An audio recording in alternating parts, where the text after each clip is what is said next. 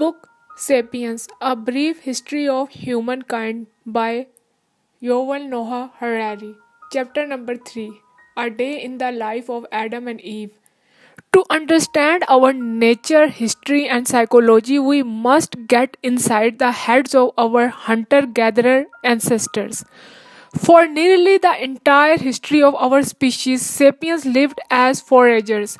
The past 200 years, during which ever increasing numbers of sapiens have obtained their daily bread as urban laborers and office workers, and the preceding 10,000 years, during which most sapiens lived as farmers and herders, are the blink of an eye compared to the tens of thousands of years during which our ancestors hunted and gathered.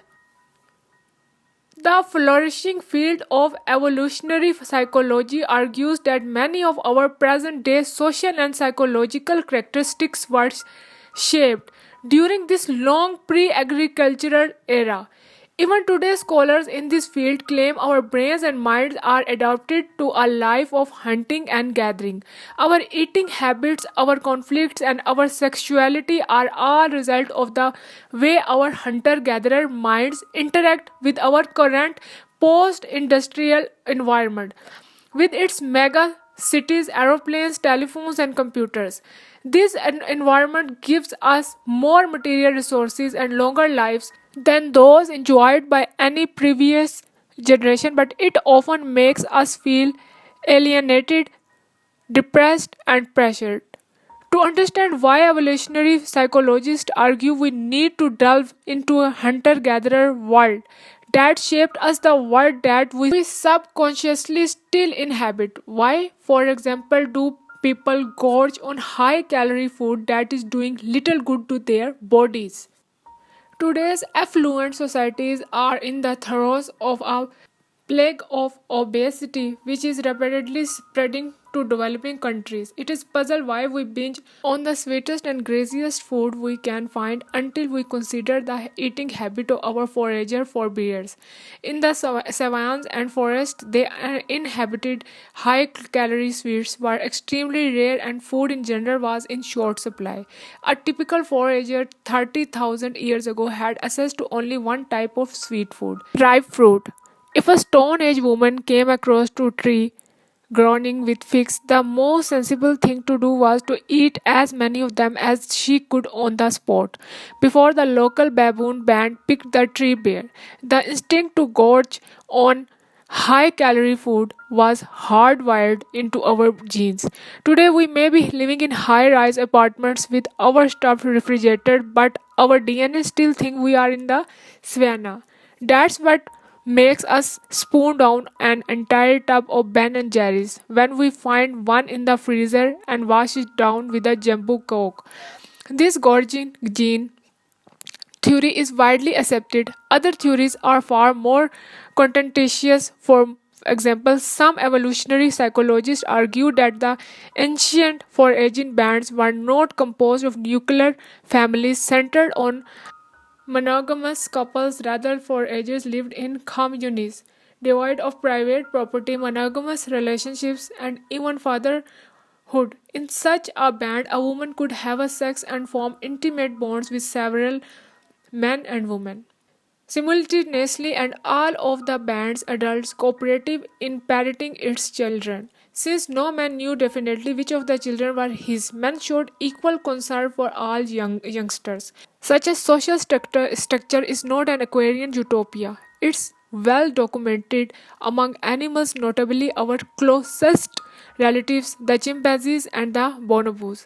There are even a number of present day human cultures in which collective fatherhood is practiced, as for example among the Bari Indians. According to the beliefs of such societies, a child is not born from the sperm of a single man, but from the accumulation of sperm in a woman's womb. A good mother will make a point of having sex with several different men, especially when she is pregnant, so that her child will enjoy the qualities not merely of the best hunter but also the best storyteller, the strongest warrior, and the most considerate lover. If this sounds silly, bear in mind that before the development of modern embryological studies, people had no solid evidence that babies are always sired by a single father rather than by many. Proponents of this ancient commune theory argued that the frequent infidelities that characterize the modern marriages and the high rates of divorce, not to mention the cornucopia of psychological complexes from which both children and adults suffer, all result from forcing humans to live in nuclear families and monogamous relationships that are incompatible with our biological software. Many scholars vehemently reject this theory, insisting that both monogamy and the forming of nuclear families are core human behaviors.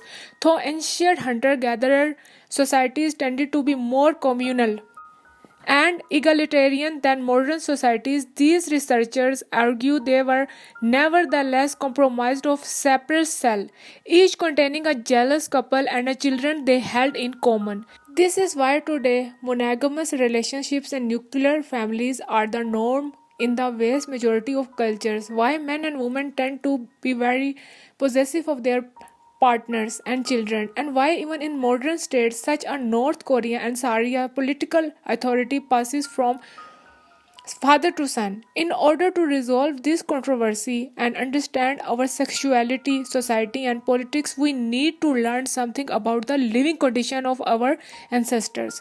To examine how sapiens lived between the cognitive revolution of 70,000 years ago and the start of the agriculture revolution about 12,000 years ago.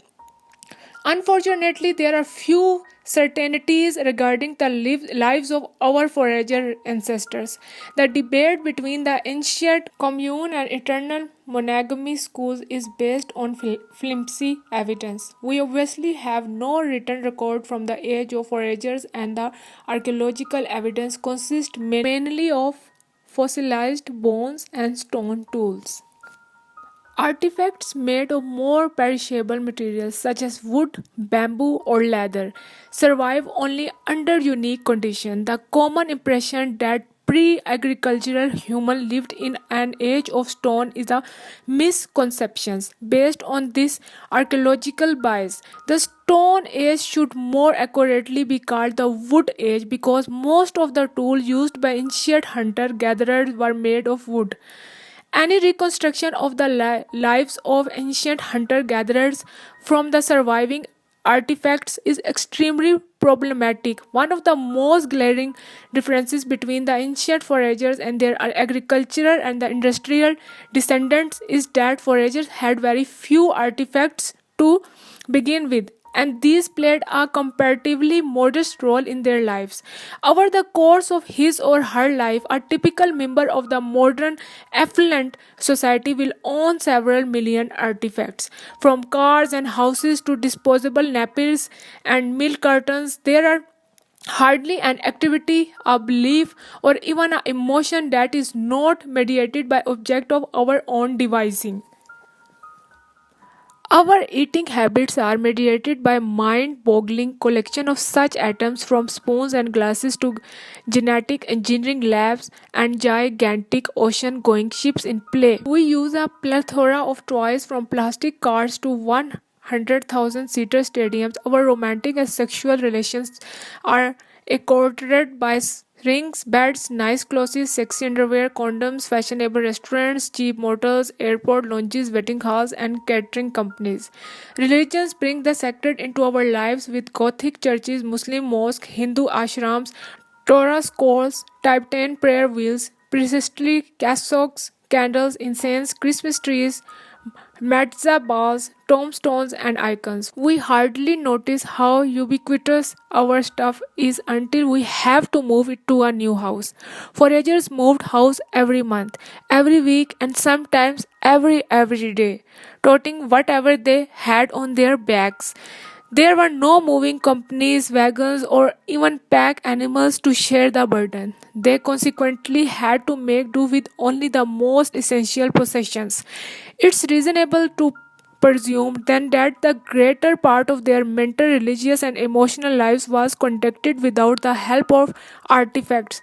An archaeologist working 100,000 years from now could piece together a reasonable picture of Muslim belief and practice from myriad objects he unearthed in a ruined mosque. But we are largely at a loss in trying to comprehend the beliefs and rituals of ancient hunter gatherers. It's much the same dilemma that a future historian would face if he had to depict the social world of 21st century teenagers solely on the basis of their surviving snail mail. Since no records will remain of their phone conversations, emails, blogs, and text messages, a reliance on artifacts will thus bias an account of ancient hunter gatherer life. One way to remedy this is to look at modern forager societies. These can be studied directly by anthropological observation, but there are good reasons to be very careful in extrapolating from modern forager societies to ancient ones.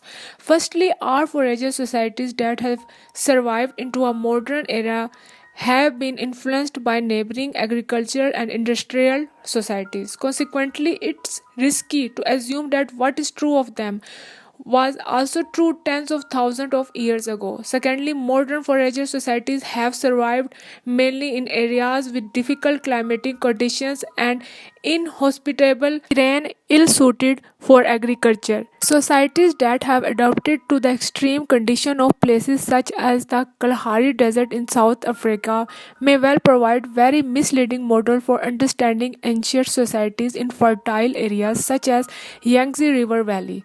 In particular, population density in an area like the Kalahari Desert is far lower than it was around the ancient Yangtze, and this has far reaching implications for key questions about the size and structure of human bands and the relations between them. Thirdly, the most notable characteristic of hunter gatherer societies is how different they are one from the other. They differ not only from one part of the world to another but even in the same region. One good example is the huge variety the first European settler found among the Aboriginally Aborigine people of Australia just before the British conquest between 300,000 and 700,000 hunter gatherers lived on the continent in 200 to 600 tribes, each of which was further divided into several bands. Each tribe had its own language, religion, norms, and customs.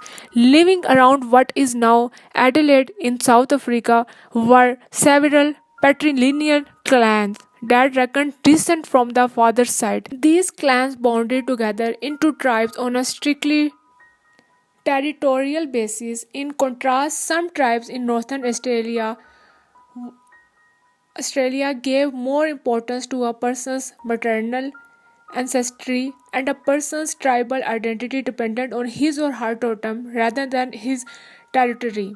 It stands to reason that the ethnic and cultural variety among ancient hunter gatherers were equally impressive, and that the 5 million to 8 million foragers who populated the world on the eve of the agricultural revolution were divided into a thousand of separate tribes with thousands of different languages and cultures. This, after all, was one of the main legacies of cognitive revolution. Thanks to the appearance of fiction, even people with same genetic makeup who lived under similar ecological conditions were able to create very different imagined realities which manifested themselves in different norms and values. For example, there's every reason to believe that a forager band that lived 30,000 years ago on the spot where Oxford University now stands would have spoken a different language from one living where Cambridge is now situated. One band might have been belligerent and the other peaceful. Perhaps the Cambridge band was communal while the other one at Oxford was based on nuclear families. The Cantabrigians might have spent long hours carving wooden statues of their guardian spirits, whereas the Oxonian may have worshipped through dance. The former perhaps believed in reincarnations, while the latter thought this was nonsense. In one society, homosexual relationships might have been accepted while in the other they were taboo. In other words, while anthropological observations of modern foragers can help us understand some of the possibilities available to ancient foragers, the ancient horizon of possibilities was much broader and most of it is hidden from our view. The heated debate about Homo sapiens' natural way of life missed the main point. Ever since the cognitive revolutions, there has not been a single natural way of life for sapiens. There are only cultural choices from among a bewildering palette of possibilities. The original affluent society. What generalizations can we make about life in the pre agriculture world? Nevertheless, it seems safe to say that the vast majority of people lived in small bands numbering several dozen or at most several hundred individuals, and that all these individuals were human. It is important to note this last point because it is far from obvious. Most members of the agricultural and industrial societies are domesticated animals. They are not equal to their masters, of course, but they are members all the same. Today, the society called New Zealand is composed of 4.5 million sapiens and 50 million sheep. There was just one exception to this general rule, the dog. The dog was the first animal domesticated by Homo sapiens, and this occurred before the agriculture revolution. Experts disagree about the exact date, but we have incontrovertible evidence of domesticated dogs from about 15,000 years ago. They may have joined the human pack thousands of years earlier. Dogs were used for hunting and fighting and as an alarm system against wild beasts and human intruders. With the passing of generation, the two species co-evolved to communicate well with each other. Dogs that were more attentive to the needs and feelings of their human companions got extra care and food and were more likely to survive. Simultaneously, dogs learned to manipulate people for their own needs.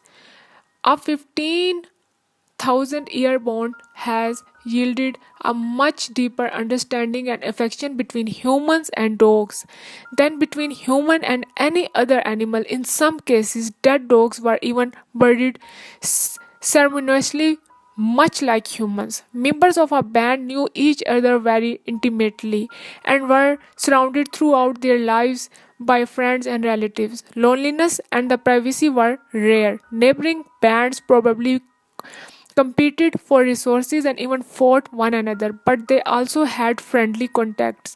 They exchanged members, hunted together, traded rare luxuries, cemented political alliances, and celebrated religious festivals. Such cooperation was one of the important trademarks of Homo sapiens and gave it a crucial edge over other human sapiens species.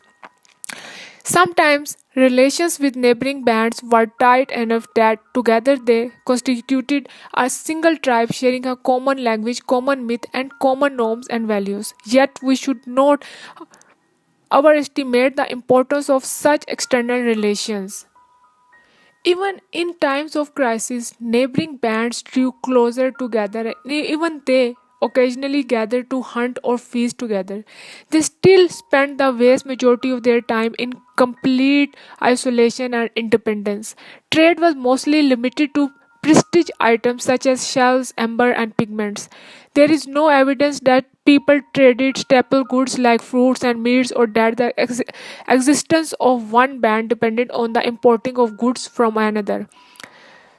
Socio-political relations too tended to be sporadic. The tribe did not serve as a permanent political framework, and even if it had seasonal meeting places, there were no permanent towns or institutions. The average person lived many months without seeing or hearing a human from outside of her own band, and she encountered throughout her life no more than a few hundred humans. The sapiens population was thinly spread over vast territories before the agricultural revolution. The human population of the entire planet was smaller than that of today's Cairo. Most sapiens bands lived on the road, roaming from one place to another in search of food. Their movements were influenced by the changing seasons, the annual migrations of animals and the growth cycles of plants. They usually travel back and forth across the same home territory, an area of between several dozen and many hundred of square kilometers. Occasionally, band wandered outside their turf and explored new lands, whether due to natural calamities, violent conflicts, demographic pressures, or initiative of a charismatic leader. These wanderings were the engine of human worldwide expansion. If a forager band split once every 40 years and its splinter group migrated to a new territory, 100 kilometers to the east, the distance from East Africa to China would have been covered in about 10,000 years. In some exceptional cases, when food sources were particularly rich, bands settled down in seasonal and even permanent camps. Techniques for drying, smoking, and freezing food also made it possible to stay put for longer periods. Most importantly, alongside seas and rivers rich in seafood and waterfowl, humans set up permanent fishing villages. The first permanent settlements in history long predating the agricultural revolution. Fishing villages might have appeared on the coast of Indonesian islands as early as 45,000 years ago. These may have been the base from which Homo sapiens launched its first transoceanic enterprise, the invasion of Australia. In most habitats, sapiens band fed themselves in an elastic and opportunistic fashion. They scrounged for termites, picked berries, dug for roots, stalked rabbits, and hunted bison and mammoth. Notwithstanding the popular image of man, the hunter gathering was sapiens' main activity, and it provided most of their calories as well as raw material such as flint, wood, and bamboo. Sapiens did not forage only for food and material, they foraged for knowledge as well. To survive, they needed a detailed mental map of their territory. To maximize the efficiency of their daily research for food, they required information about the growth pattern of each plant and the habit of each animal. They need to know which foods were nourishing, which made you sick, and how to use others as cures. They needed to know the progress of the seasons and what warning sign preceded a thunderstorm or a dry spell. They studied every stream, every walnut tree, every beer cave, and every flintstone deposit in their vicinity. Each individual had to understand how to make a stone knife, how to mend a stone clock, how to lay a trap, and how to face avalanches, snake bites, or hungry lions. Mastery of each of these many skills required years of apprenticeship and practice. The average ancient forager could turn a flint stone into a spear point within a minute. When we try to imitate this feat, we usually fail miserably. Most of us lack expert knowledge of the flaking properties of flint and basalt, and the fine motor skills needed to work with them precisely. In other words, the average forager had wider, deeper, and more varied knowledge of her immediate surroundings than most of her modern descendants. Today, most people in industrial societies don't need to know much about the natural world in order to survive. What do you really need to know in order to get by? A computer engineer, an insurance agent, a history teacher, or a factory worker? You need to know a lot about your own tiny field of expertise, but for the vast majority of life's necessities, you rely blindly on the help of other experts whose own knowledge is also limited to a tiny field of expertise. The human collective knows far more today than did the ancient bands, but at the individual level, ancient foragers were the most knowledgeable and skillful people in the history. There is some evidence that the size of the average sapiens brain has actually decreased since the age of foraging. Foraging. Survival in that era required super mental abilities from everyone. When agriculture and the industry came along, people could increasingly rely on the skills of others for survival, and new niches for embassies were opened up. You could survive and pass your unremarkable genes to the next generation by working as a water carrier or an assembly line worker. Forager mastered not only the surrounding world of animals, plants, and objects, but also the internal world of their own bodies and senses. They listened to the slightest movement in the grass to learn whether a snake might be lurking there. They carefully observed the foliage of trees in order to discover fruits, beehives, and bird nests. They moved with a minimum of effort and wise and knew how to sit, walk, and run in the most agile and efficient manner. Varied and constant use of their bodies made them as fit as marathon runners. They had physical dexterity that people today are unable to achieve even after years of practicing yoga or tai chi. The hunter gatherer way of life differed significantly from region to region and from season to season, but on the whole, foragers seem to have enjoyed a more comfortable and rewarding lifestyle than most of the peasant, shepherd, laborers, and office clerks who followed in their footsteps. While people in today's affluent societies work an average of 40 to 45 hours a week, and people in the developing world work 60 and even 80 hours a week. Hunter gatherer living today in the most inhospitable of habitats, such as Kalahari Desert, work on average for just 35 to 45 hours a week. They hunt only one day out of three, and gathering takes up just 3 to 6 hours daily. In normal times, this is enough to feed the band. It may well be that ancient hunter gatherings living in zones more fertile than the Kalahari spent even less time obtaining food and raw materials. On top of that, foragers enjoyed a lighter load of household chores. They had no dishes to wash, no carpet to vacuum, no floors to polish, no nappies to change, and no bills to pay. The forager economy provided most people with more interesting lives than agriculture or industry too. Today, a Chinese factory hand leaves home around 7 in the morning, makes her way through polluted street to a sweet shop, and there operates the same machine in the same way, day in day out for 10 long and mind numbing horse, returning home around 7 in the evening in order to wash dishes and do the laundry. Thus, 30,000 years ago, a Chinese forager might leave camp with her companion at, say, 8 in the morning. They would roam nearby forest meadows, gathering mushrooms, digging up edible roots, catching frogs, and occasionally running away from tigers. By early afternoon, they were back at the camp to make lunch. Dad left them plenty of time to gossip, tell stories, play with the children, and just hang out.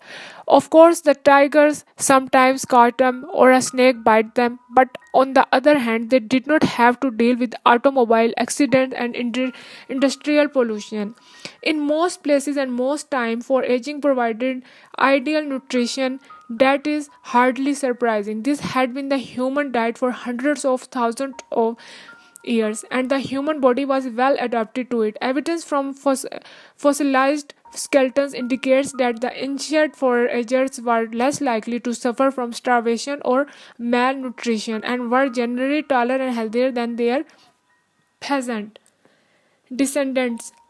Average life expectancy was apparently just 30 to 40 years, but this was due largely to the high incidence of child mortality.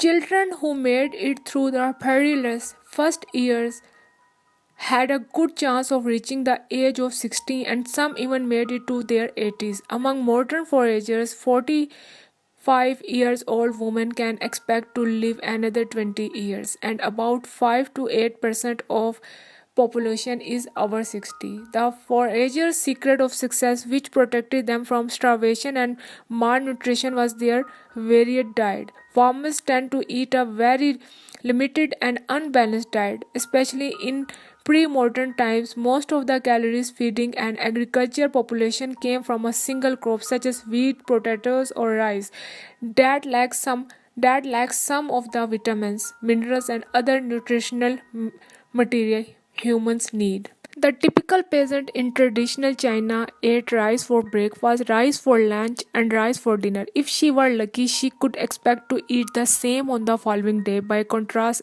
ancient foragers regularly ate dozens of different foodstuff. The peasant's ancient ancestor, the forager, may have eaten berries and mushrooms for breakfast, fruits, snails, and turtle for lunch, and rabbit steak with wild onions for dinner. Tomorrow's menu might have been completely different. This variety ensured that the ancient foragers received all the necessary nutrients. Furthermore, by not being dependent on any single kind of food, they were less liable to suffer when one particular food source failed. Agricultural societies are ravaged by famine when drought, fire, or earthquake devastates the annual rice or potato crops. Forager societies were hardly immune to natural disaster and suffered from periods of want and hunger. But they were usually able to deal with such calamities more easily. If they lost some of their staple foodstuff, they could gather or hunt other species or move to less affected area.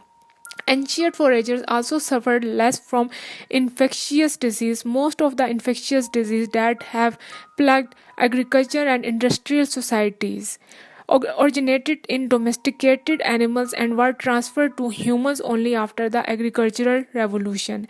Ancient foragers who had domesticated only dogs were free of these scourges. More our most people in agriculture and industrial societies lived in dense, unhygienic permanent settlements, ideal hotbeds for disease. Foragers roamed the land in small bands that could not sustain epidemics. The wholesome and the varied diet, the relatively short working week, and the rarity of infectious diseases have led many experts to define pre agriculture forager societies as the original affluent societies. It would be a mistake, however, to idealize the lives of these ancient though they lived better lives than most people in agriculture and industrial societies. Their work could still be harsh and unforgiving. Periods of want and hardship were not uncommon. Child mortality was high, and an accident which would be minor today could easily become a death sentence. Most people probably enjoyed the close intimacy of the roaming band, but those unfortunates who incurred the hostility or mockery of their fellow band members probably suffered terribly. Modern foragers occasionally abandon and even kill old or disabled people who cannot keep up with the band. Unwanted babies and children may be slain, and there are even cases of religiously inspired human sacrifice people hunter gatherers who lived in the jungles of Paraguay until the 1960s offer a glimpse into the darker side of foraging. When a valued band member died, the customarily killed a little girl and buried the two together.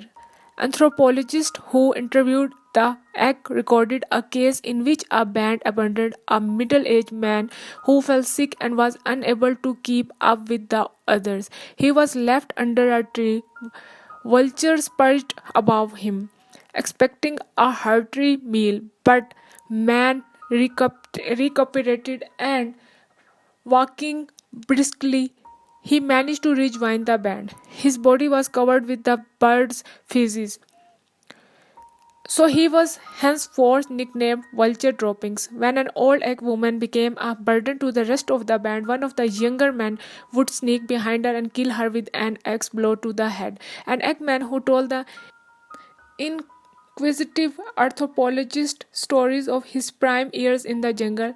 I customarily killed old women. I used to kill my aunts. The women were afraid of me. Now, here with the whites, I have become weak. Babies born without hair who were considered underdeveloped were killed immediately. One woman recalled that her first baby girl was killed because the men in the band did not want another girl. On another occasion, a man killed a small boy because he was in bad mood and the child was crying. Another child was buried alive because it was funny looking and the other children laughed at it. We should be very careful, though, not to judge the act too quickly. Anthropologists who lived with them for years report that violence between adults was very rare. Both women and men were free to change partners at will. They smiled and laughed constantly, had no leadership hierarchy, and generally shunned domineering people. They were extremely generous with their few possessions and were not obsessed with success or wealth. The things they valued most in the life were social interactions and high quality friendship. They viewed the killing of children, sick people, and the elderly as many people today view abortion and euthanasia. It should also be noted that the elk were hunted and killed without mercy by Paraguayan farmers. The need to evade their enemies probably caused the elk to adopt an exceptionally harsh attitude towards anyone who might become liability to the band. The truth is that elk society, like every human society, was very complex. We should beware of dominating or idolizing it on the basis of superficial acquaintance. The egg were neither the angels nor fiends, they were humans, so too were the ancient hunter gatherers. Talking ghosts. What can we say about the spiritual and mental life of the ancient hunter gatherers? The basic of the forager economy can be reconstructed with some confidence based on quantifiable and objective factors. For example, we can calculate how many calories per day a person need in order to survive, how many calories were obtained from kilogram of walnuts, and how many walnuts could be gathered from a square kilometer of forest. With this data, we can make an educated guess about the relative importance of walnut in their diet. But did they consider walnut a delicacy or a humdrum staple? Did they believe that walnut trees were inhabited by spirits? Did they find walnut leaves pretty? If a forager boy wanted to take a forager girl to a romantic spot, did the shade of walnut tree suffice? The world of thought, belief, and feeling is by definition far more difficult to decipher. Most scholars agree that animistic beliefs were common among ancient foragers. Animism is the belief that almost every place, every animal, every plant, and every natural phenomena has awareness and feelings and can communicate directly with humans. Thus, animists may believe that the big rock at the top of the hill has desire and needs. The rock might be angry about something that people did and rejoice over some other actions. The rock might admonish people or ask for favors. Humans, for their part, can address the rock to mollify or threaten it. Not only the rock, but also the oak tree at the bottom of the hill is an animated being, and so is the stream flowing below the hill, the spring in the forest clearing the bushy growing around it, the path to the clearing, and the field mice, wolves, and crows that drink there. In the animist world, objects and living things are not only animated beings, there are also immaterial entities, the spirit of the dead and friendly, malevolent beings, the kind that we today call demons, fairies, and angels. Animists believe that there is no barrier between humans and other beings. They can all communicate directly through speech, song, dance, and ceremony.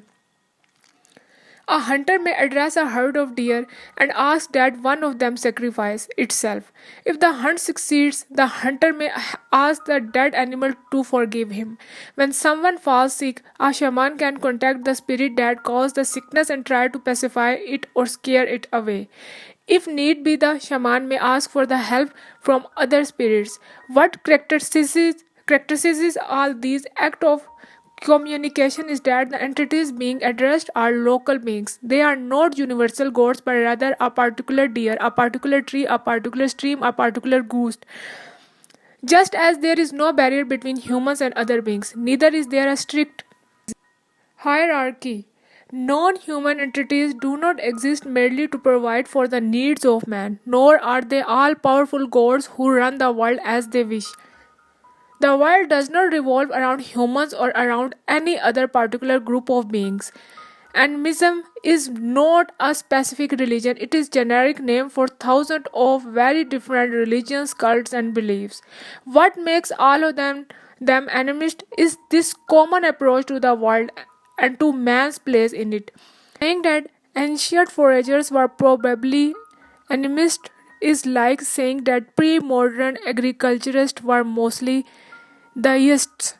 Deism is the view that the universal order is based on hierarchical relationship between humans and a small group of ethereal entities called gods. It is certainly true to say that pre-modern agriculturists tended to be deists, but it does not teach us most about the particulars. The generic rubric deists cover Jewish rabbis from 18th century Poland with burning Purians from 17th century Massachusetts, Aztec priests from 15th century Mexico, Sufi mystics from 20th century Iran, 10th century Viking warriors, 2nd century Roman legionnaires, and 1st century Chinese bureaucrats. Each of these viewed the other's belief and practice as weird and heretical.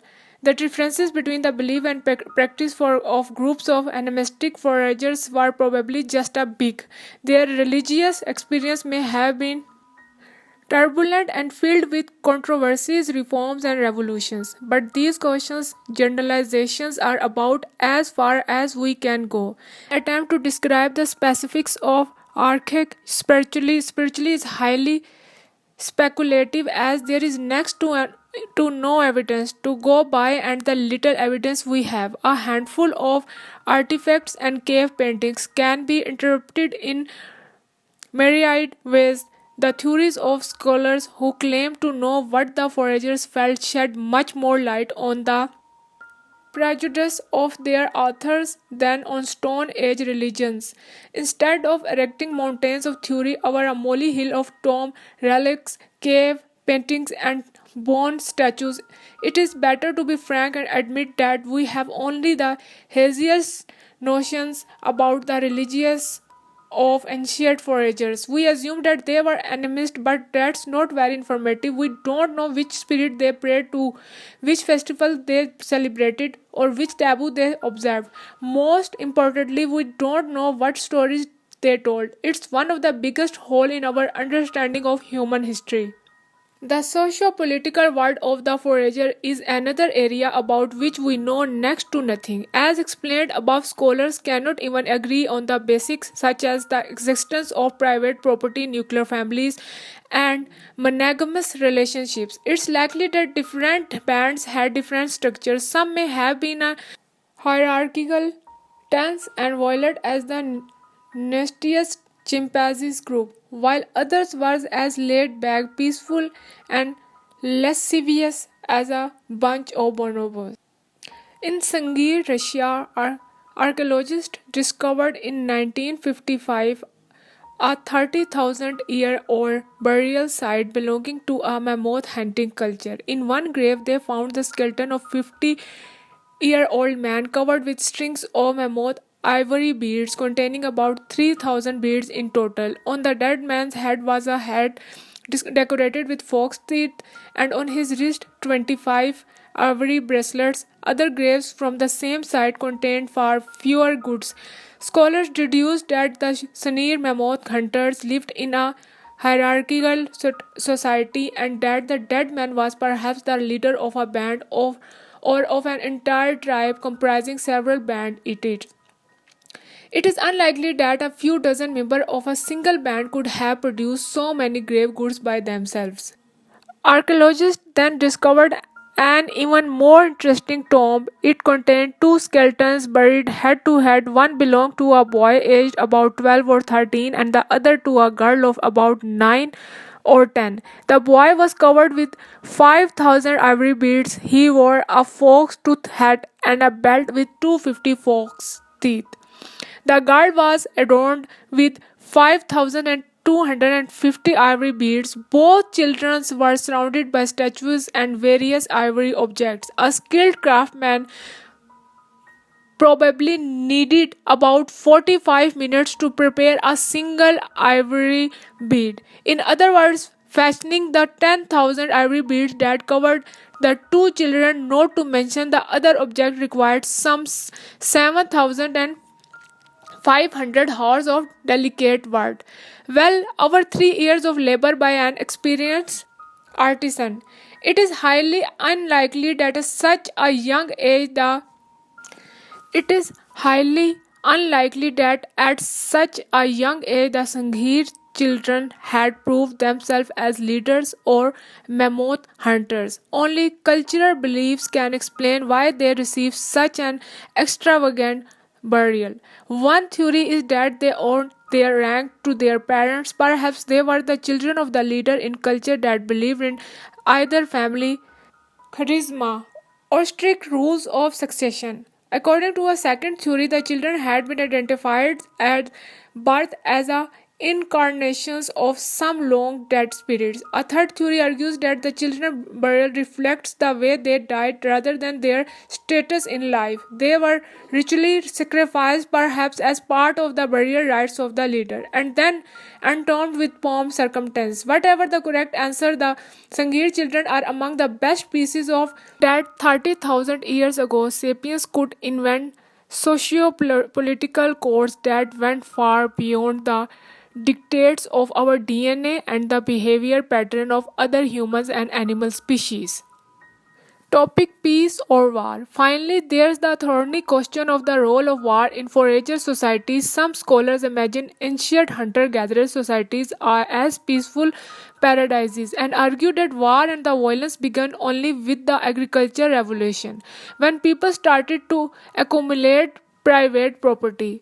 Other scholars maintain that the world of the ancient foragers were exceptionally cruel and violent. Both schools of thought are castles in the air, connected to the ground by the thin string of meager archaeological remains and anthropological observation of present day foragers. The anthropological evidence is intriguing but very problematic. Foragers today live mainly in isolated and inhospitable areas such as the Arctic or the Kalahari, where population density is very low and opportunities to fight other people are limited. Moreover, in recent generations, foragers have been increasingly subject to the authority of modern states, which prevent the eruption of large scale conflicts. European scholars have had only two opportunities to observe large and relatively dense population of independent foragers in northwestern North America in the 19th century and in northern Australia during the 19th and early 20th century. Both Amerindians and Aboriginal Australian cultures witness frequent armed conflicts. It is debatable, however, whether this represents a timeless condition or the impact of European imperialism. The archaeological findings are both scarce and opaque. What telltale clues might remain of any war that took place tens of thousands of years ago?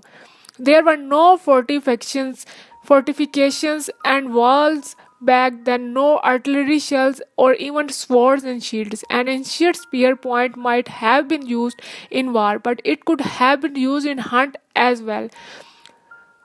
Fossilized human bones are no less hard to interpret.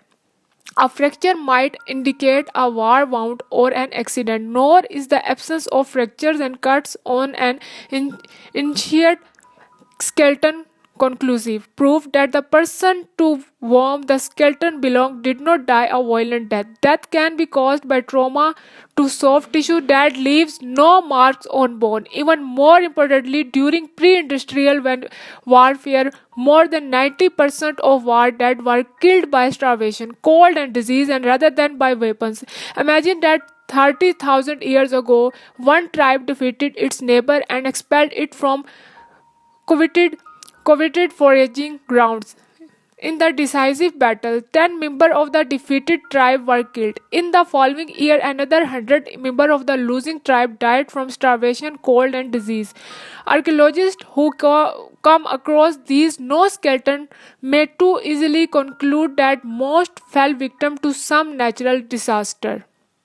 How would we be able to tell that they were all victims of a merciless war? Duly what we can now turn to the archaeological findings in Portugal. A survey was made of 400 skeletons from the period immediately predating the agricultural revolution. Only two skeletons showed clear marks of violence. A similar survey of 400 skeletons from the same period in Israel discovered a single crack in single skull that could be attributed to human violence. A third survey of 400 skeletons from various pre-agricultural sites in the Danube Valley found evidence of violence on 18 skeletons. 18 out of 400 may not sound like a lot, but it's actually a very high percentage. If all 18 indeed died violently, it means that about 4.5% of deaths in the ancient Danube Valley were caused by human violence. Today, the global average is only 1.5%, taking war and crime together. During the 20th century, only 5% of human death resulted from human violence, and this is in a century that saw the bloodiest war and most massive genocides in history. If this revelation is typical, the ancient Danube's value was as violent as the 20th century. The depressing findings from the Danube Valley are supported by a string of equally depressing findings from other areas.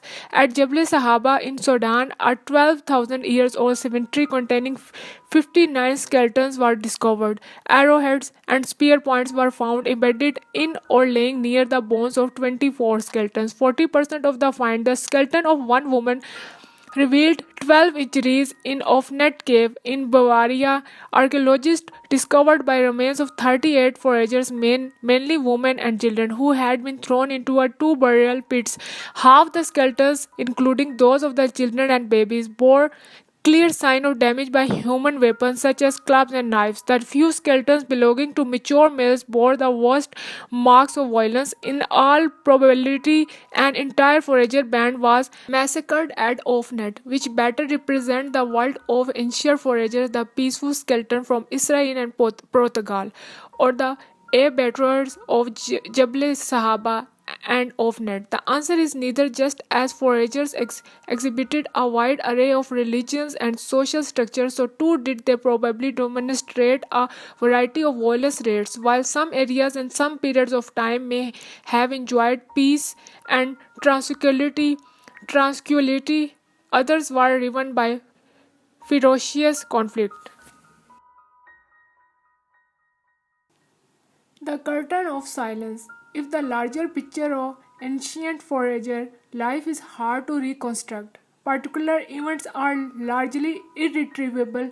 When a sapiens band first entered a valley inhabited by the Neanderthalers, the following years might have witnessed a breathtaking historical drama. Unfortunately, nothing would have survived from such an encounter except at best a few fossilized bones and a handful of stone tools that remains mute under the most intense scholarly inquisitions. We may extract from them information about human anatomy, human technology, human diet, and perhaps even human social structure, but they reveal nothing about the political alliance forged between neighboring sapiens bands, about the spirit of the dead that bless with alliance, or about the ivory beads secretly given to the local witch doctor in order to secure the blessing of spirit. This curtain of silence shrouds tens of thousands of years of history. These long millennia may well have witnessed wars and revolutions, static religious movements, profound philosophical theories, incomparable artistic masterpieces. The foragers may have had their all conquering Napoleons who ruled empires half the size of Luxembourg, gifted Beethovens who lacked symphony orchestras but brought people to tears with the sound of their bamboo flutes, and charismatic prophets who revealed the words of a local oak tree rather than those of the universal creator God. But these are all mere guesses. The curtain of silence is so thick that we cannot even be sure such things occurred, let alone describe them in detail. Scholars tend to ask only those questions that they can reasonably expect to answer. Without the discovery of as yet unavailable research tool, we will probably never know what the ancient foragers believed or what political dramas they experienced. Yet it is vital to ask questions for which no answers are available. Otherwise, we might be tempted to dismiss 60,000 of 70,000 years of human history with the excuse that the people who lived back then did nothing of importance. The truth is that they did a lot of important things. In particular, they shaped the world around us to much larger degree than the most people realize. Trekkers visiting the Siberian tundra, the desert of Central Australia, and the Amazonian rainforest believe that they have entered pristine landscape virtually untouched by human hands. But that's an illusion. The foragers were there before us, and they brought about dramatic changes even in the densest jungles and the most desolate wilderness. The next chapter explains how the forager completely reshaped the ecology of our planet long before the first agriculture village was built. The wandering bands of storytelling sapiens were the most important and most destructive force the animal kingdom had ever produced.